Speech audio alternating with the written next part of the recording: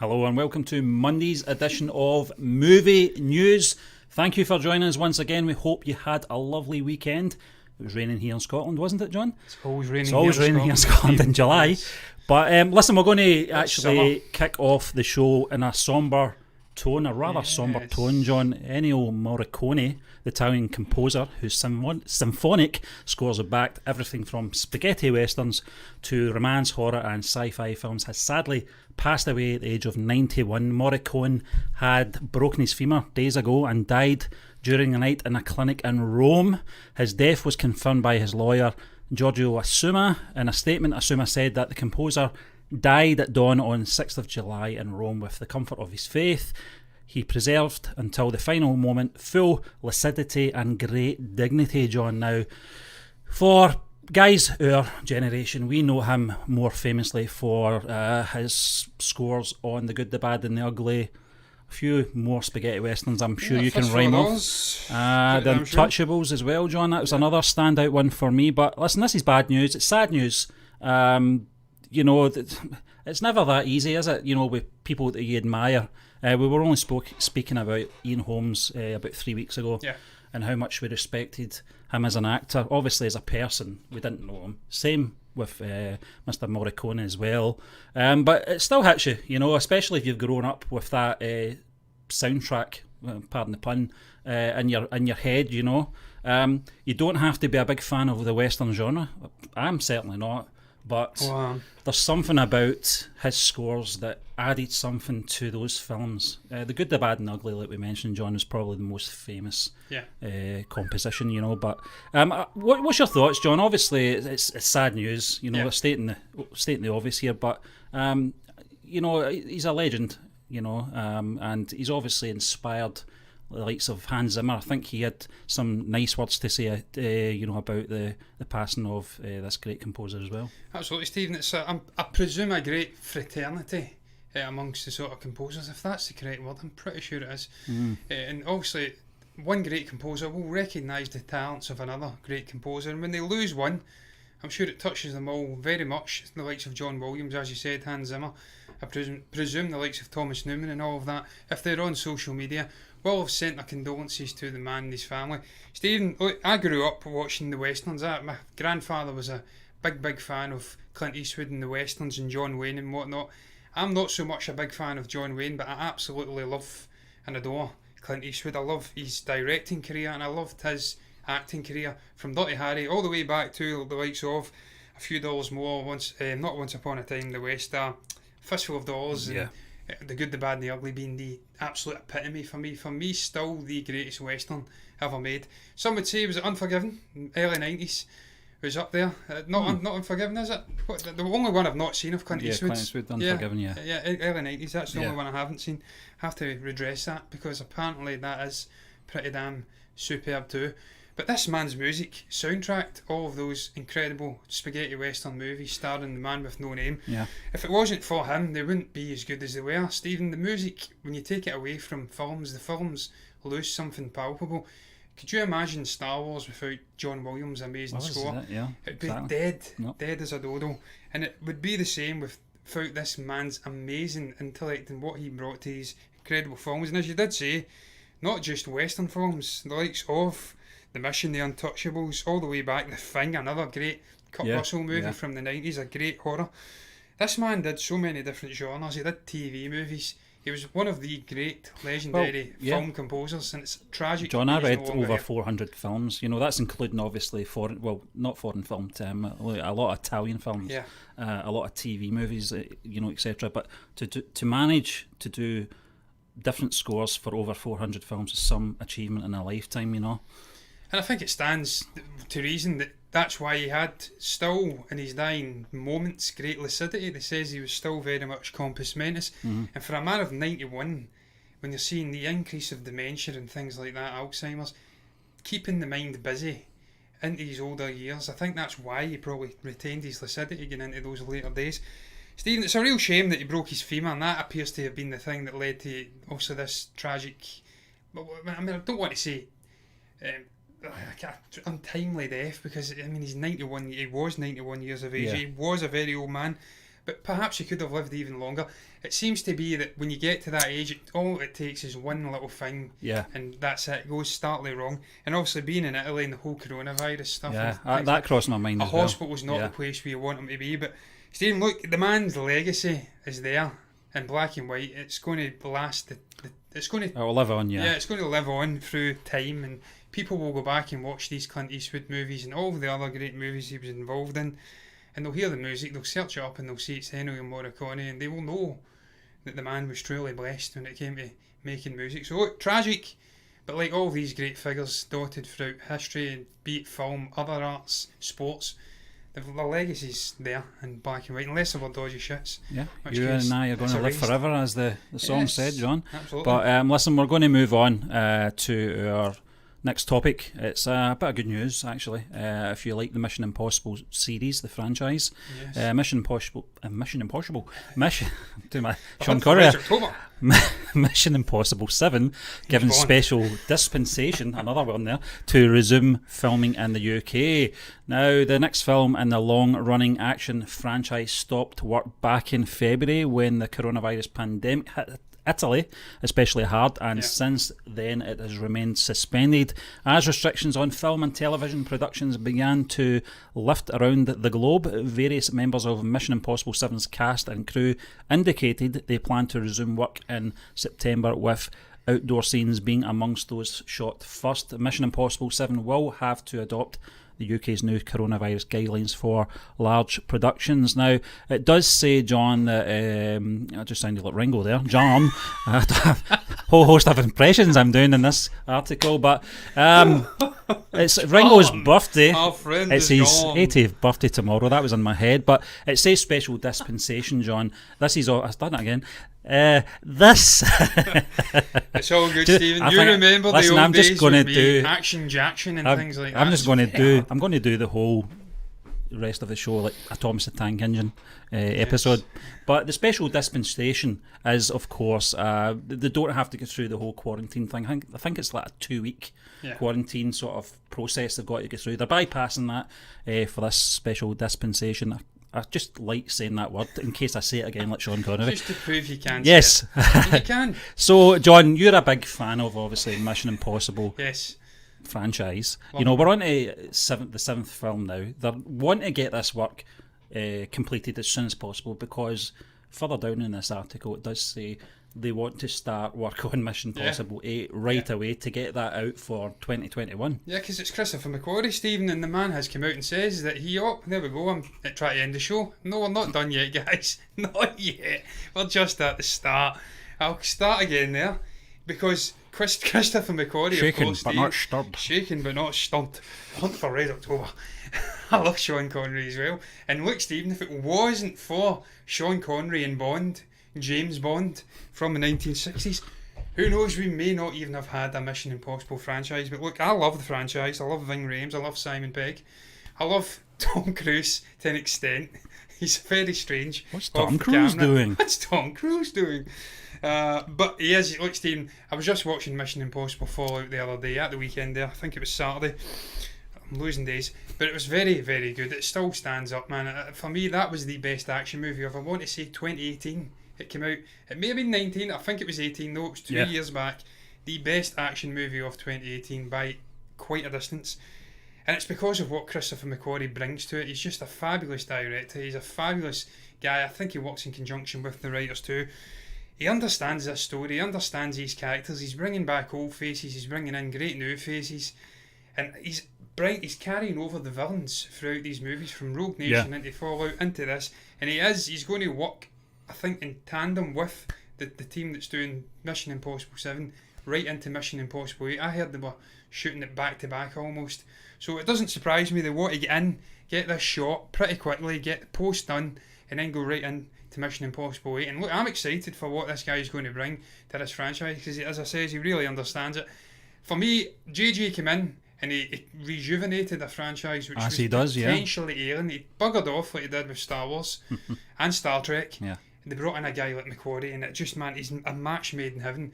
Cruise is in his 50s now, mid-50s I want to say. He's still doing his own stunts. Yeah. Some of the slickness in Fallout was just ridiculous, man. That sequence in the bathroom fighting with Henry Cavill was outstanding. Some of the shots with the motorbike zipping around Paris, the overhead Paris sort of skyline jumping out, stunning, absolutely stunning moments. And they seem to up the game every subsequent release, so I cannot wait to see what they've got in store. I didn't realise it was coming to the United Kingdom. That's the one thing I would say. I didn't realise. I knew they were shooting in Italy. I think it was in Venice, perhaps maybe somewhere else. It was in northern Italy anyway. Yeah. The coronavirus struck, and then they had to obviously cancel the production. Unless the UK is doubling for other locations, John, maybe it could be that, you know. But this was always going to be in the cards anyway, because we talked about the production of this shutting down back in February. Yeah. But when you see the likes of Avatar sequels are now back in production, I think 2 weeks ago. And the Batman's coming back today. Dominion started production as well, so it was only natural this was going to start production at some point. I think it's actually. I think they're looking. It must be, you know, in the next few weeks at least. You know that this is going to be in full swing again. Yeah, Stephen, it's just what's going to happen. The coronavirus pandemic, it is ongoing, but look, we're starting to come to terms with how to live with this thing now. I mean, a few months back it was very new, novel, as they like to call these viruses, and everyone was in a panic, buying up toilet roll, 100 packs. Lord knows I was delivering them to people, so I should know. And it was just carnage and chaos. But now people have calmed down a bit. They realise, look, perhaps the death rate. Well, not the death rate. The death rate. People who get it and contract it and actually going to die, not as bad as it once was believed to be. Just settle down, get social distancing in, get these new regulations onto the set, and they can crack on and start making more of these movies. Because look, we have to get them into production and get them finished. We have got a backlog of movies which have been finished, but once they're out of the way, we need movies afterwards. So we have to get these movies made. And as I say, I cannot wait to see what McQuarrie has for the likes of Mission Impossible 8 moving forward, what Cruise can do to up the game with stunts. The Batman's coming out. Matt Reeves has a trilogy to make. As you say, the Avatar movies, Lord knows Jim Cameron's been working on them for years now. It's finally started production. We don't want some poxy coronavirus putting a spanner in the works. So hopefully he can get that finished and we can go on to 3, 4 and Lord knows what else and crack onwards. So it's exciting times. The film industry's finally starting to get back into gear again and start working. Exactly, John. And I'm pretty sure we'll get more information. It's September, John, like I said in the article, that they are looking to start production on that again in full swing. But listen, from good news to bad news, this is something you spoke about numerous times when the news first hit about The Empire Strikes Back being released or re-released in 4K for UK theatres. It's now been cancelled. It's not been postponed, it's definitely been cancelled. Disney and Lucasfilm have scrapped their plans to release The Empire Strikes Back in 4K this summer. The original plan was to bring the movie back to the UK theatres in an effort to help the reopening process. Technically, the 1980 movie will be back in theatres, but it will be the 2K version instead of the promised 4K. This will surely be a letdown for Star Wars fans who were looking forward to seeing this movie in stunning 4K for the first time ever in theatres. As for the reason behind pulling the Empire Strikes Back 4K version from theatres, it appears there was a breakdown in talk with the exhibitors, John. Now, that is really disappointing because you've never seen The Empire Strikes Back in any form. I know that you'll take the 2K version. In the theatre. In the theatre, yeah, of course. Just get a poster off set there, but listen, this is it's still disappointing because I don't think I've seen a film in 4K in the theatres. We had the chance to go and see T2, but for some strange reason in Glasgow it was only shown for one night only. I don't know if it's like a cost thing. I don't know how expensive it is. That was probably about 3-4 years ago, wasn't it now? But this is disappointing. Not very incentivised. The big blockbuster releases will be heavily incentivised. More people will want to go and watch it. It's more niche. So if it's a re-release of an old movie, then less people will be inclined to go in. I think I mentioned last week I did see the special editions back in 1997. And I went to see The Empire Strikes Back, and that was my first experience because I was too young. I think I was 4 when that came out. And it was out of those 3 special editions, it was probably the most enjoyable one for me. Not because of the special editions, just it was an event film for Star Wars fans to, you know, that my generation who just missed out and seen these films in the theatres, just that bit too young. Yeah. To get to see that in the theatres was absolutely amazing. It was an old traditional theatre as well, ABC Cinema. Oh, yeah. Just the old balconies, the old-fashioned sort of setup. But what an experience it was! A big widescreen as well, which you kind of need for these films. These sort of special Space operas. Yeah, space. That's it exactly. Steve, look, it's devastating that we're not going to get to see this movie in 4K because that's. Well, I presume it's just been done fairly recently because otherwise, why have they not released it before? So it would have been lovely to see this in the best resolution, the highest clarity possible. You can see them on you can see them in Disney Plus, John, on 4K if you've got a 4K television, that is. But to see them in the theatre is a different thing altogether. These films were designed for theatre. I always remember. And you're back. I always remember watching the trench run from A New Hope in the theatre. And the sound of those TIE fighters, the sound came before the actual, things appeared on the screen. It was just an amazing experience. And that's why, Stephen, it has to be seen in the theatre. You know what it's like, even shite Star Wars movies, like The Last Jedi, and to an extent The Rise of Skywalker. Even at them in the theatres, there's some awe-inducing moments, like the jump to hyperspace from Admiral Holdo. Yeah. Was it Admiral? Admiral, yeah. Yeah, I'm not promoting her to General. She's an Admiral.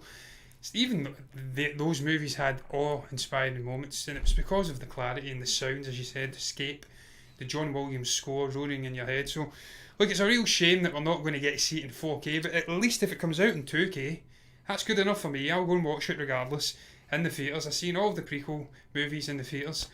I've seen all of the goddamn Disney movies, even though I didn't like some of them, but I've never seen an original Star Wars movie in the theatres, so The Empire Strikes Back, my favourite Star Wars movie of all time.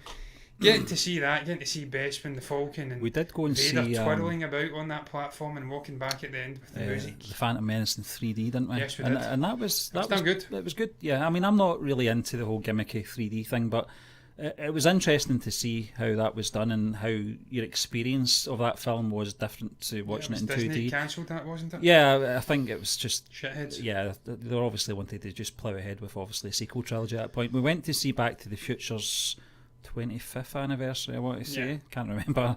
2010, I'm sure it was. Yeah, it would have been about right then. Is that right? 25th? Yeah. Right. Oh, right, I can 85. count. Wow. But again, John, just sometimes seeing these classic films in the cinema is especially if you're at a certain age, you just miss out on them. I know that a couple of years ago they did The Shining as well. It was a double feature, obviously, for Doctor Sleep coming out. That was last year, was it not? Oh, last year. Last year. We missed out on that as well, which I was really annoyed about because I would have loved to have saw that, in the cinema as well. That was 1980 as well, wasn't it? So again, round about that, may have been 70s, may have been 77. Just too young, I'm afraid, to see those films. But listen, another classic, John, in some people's eyes, certainly not in mine. Always regarded the first one, the classic one. Rocky IV director's cut is coming. Stallone promises it will be amazing. Of course he does. He was a director on that film. A Rocky IV director's cut is on its way. The information comes directly from Sylvester Stallone, who not only reprised his role as Rocky Balboa, but also sat in the director's chair for the 1985 sequel. As for what precisely this will entail, or will it be available, that remains to be seen, but Sly assures one thing: it will be amazing. This comes in the wake of the success of Creed 2, which served as something of a direct follow-up to the fourth entry in the long-running franchise. I'm just trying to find out where he did say it. It was his official Sly Stallone Instagram account. I think it was his Instagram, but this is where he was speaking. I think he was posing with his muscles. He was asked a question about the Rocky Balboa, the 2006 film, whether or not there was going to be a director's cut of that, and he did say there isn't one. I'm not doing that, but I am doing a director's cut on Rocky IV, which will be amazing. I said that again. It will be amazing. If you like Rocky that, IV. yeah. It was shit. Yeah. What's that song called again? The Burning Heart. Yeah, that's from that one. Yeah, that's the one. What's your thoughts on this, John? I honestly don't know. There obviously nobody knows what it entails, but I would imagine there's some scenes in there, perhaps reworked, maybe inserted in, that weren't used before, extended scenes or something like that. Possibly, if they're mentioning Creed 2 here, it's got to be something to do with Apollo Creed. Surely, maybe there was more scenes with him, because I know that Carol Weathers. and Sly Stallone had a bit of a fallout over. I don't know if it was perhaps maybe scenes that weren't, that made the theatrical cut very Christopher Lee, Peter Jackson-esque. But they had a falling out. I don't know how much they didn't speak to each other, how long it was for, or anything like that, but there was a bit of a fallout after that. But people will remember the film for obviously the death of Apollo Creed, which obviously plays right into Creed 2 with his son Adonis. Oh, Jesus Christ. Wreck the joint. I'm getting very emotional saying about the death of Apollo Creed. If he dies, he Carol dies. Wears. But what's your thoughts anyway, John? I love Dolph Lundgren as well, Stephen. Fantastic actor, and he reminds me of a certain footballer who was absolutely magnificent as well. Played in Scotland. The hat doesn't give it away then. Nothing will. But Stephen, that's what it is. Stallone just can't seem to let go of the franchise. He seems to love the character so much. He says he's done with it one minute, then next minute he's come back and reworking some of the classic ones. You're right, there's a sort of one iconic Rocky movie, and it is the first one. Was that the one he won? Did he get nominated for an Oscar for the first one? He won Balboa. He won for Rocky, John. He won for the first movie. Yeah, I thought that because he actually directed it, didn't he, and worked on the script and whatnot. So that's the iconic one. They get progressively. The two was okay. Was it the one? John, I think the story behind Rocky is more inspirational. His he was practically homeless, wasn't he? And he had to sell his dog, didn't he? He didn't win, didn't he? No, as well at the end. No, he lasted the distance. I think that was the sort of moral victory of it. Kind of bookended in the last Rocky Balboa film as well. It was just going the distance, but that was poetic as well. The fact that it didn't give him the sort of unbelievable sort of climax at the end of the movie. It was more realistic. He couldn't beat a champion coming from where he was. He was a sort of, there's a term for it. I can't recall the actual term in boxing, but they're basically just used to prop up better fighters. They go in and they get money for it, and they're sort of there's a terminology for that. I can't recall for the life of me because I don't watch enough boxing. But I digress. That's not what we're talking about here. We're talking about Rocky 4. Director's cut's coming. I'm probably agreeing with you, Stephen. I didn't realise he fell out. Him and Carl Weathers. I'm trying to say Carl. So I'm saying it with now appearing in The Mandalorian. Yes, now appearing. And he was very good in The Mandalorian. A sort of conniving bounty hunter, enabler figure. Pretty damn good. Two timing. I enjoyed him. He will be back. In the hips. It's all in the hips. Chubbs Peters from Happy Gilmore. Fantastic. Look, I love the guy. He's a great actor. He can do anything. I didn't realise he fell out, so I presume there was an argument over the amount of screen time his character got after the death. I think if he can rework it, a director's cut, and bring more sort of Apollo into it, and how he maybe framed Rocky's redemption story, maybe getting back, because obviously he could have thrown the towel in at any point and saved his friend. Maybe that emotional impact of him, maybe we're getting flashbacks of him speaking to him from beyond the grave. If that's something that's on the cutting floor and he can then put that in, it may make it an even better movie. They did that in the fifth one with Mickey. They brought back, I can't remember the chap's name. Can't remember his name, the actor. But Burgess Meredith, I think his name was. He played the Penguin in the Batman television series. They brought him back for the 1990 release of Rocky 5, John, just a pep talk with Rocky. And it was actually a great scene, but he was so old at that point as well, and it's supposed to be a flashback to the sort of early 80s, so obviously physically it wasn't. It didn't have the de-aging. Yeah, exactly. But I mean, if they've got something like that already in the can, and they can use that, I think that would be quite interesting. Wouldn't it? It'd probably make the experience of the movie that bit better. But Stephen, look, I trust in Sly. The guy knows the character, he knows the story, he knows the franchise. Apart from that stupid decision to make Rocky 5, which was just a street fight at the end. What are you thinking? Come on, Stallone, you're better than that. You've won Oscars for this franchise, mate. You must know what it takes to make a good Rocky film, and you thought that was a good idea. What the hell? Clearly, the steroid... I'll take that back right away. Maybe the protein powder was getting to his head. I don't know, but look, he understands the franchise anyway. That's what I'm getting at. And if he's got something on the cutting room floor that he thinks he can bring in and make the experience of that fourth movie all the more enjoyable, you tend to find director's cuts are better anyway. Look at Dawn of Justice. It was impossible to make that movie better, but somehow Snyder found a way. So if he could find a way with that abomination, then I'm sure Sly Stallone can find a way with this, Stephen. But look, I am done speaking, man. Yeah, ding ding. So ding ding, exactly. Get some, what the hell was it called? Gonna Fly Now. Used to listen to that when I was running back in the day. When I ran, I don't run very much now, I just do weights and keep putting weight on. I think I'm at 13 stone just now, and I'm not that tall, so Just keep putting that weight on, John. It'll come off at some point. Don't worry about it. Aye, But look, Sly Stallone. yes, Sly Stallone. I'm trying to get Sly Stallone. Sadly, nowhere in the eye. You can't see the arms, and that's a good thing. But Stephen, look, I'm going to pass it over to the audience now. If there is an audience, there's certainly not much just now. But if you're watching in retrospect and you're watching the video afterwards, after we've went off, then what do you make about the great Ennio Morricone passing away? Is that something that's touched your heart? What do you make about the man's legacy, the movies he was involved in? What do you make about the special dispensation that Mission Impossible 7 has been granted by the UK government? Do you think that's correct? I think it is. I think it's necessary for movies to get back getting made and put out there. We need some escapism from this shit world. What's your thoughts on the Empire Strikes Back 4K release being cancelled over here in the UK? I bet it hits the US, because they always get all good things and we get shite. What's your thoughts on Rocky 4 getting a director's cut? If you get anything to say about any of the topics, you can comment below. Let's know what your thoughts are down below in the comment section. Can you understand me? You can comment that below as well. I'm speaking very quickly just now. You can also like the video if you've enjoyed it, and you can subscribe to the channel if you want to see more content like this. And if you do, then you'll see me and Stephen again tomorrow for another NBA movie news live.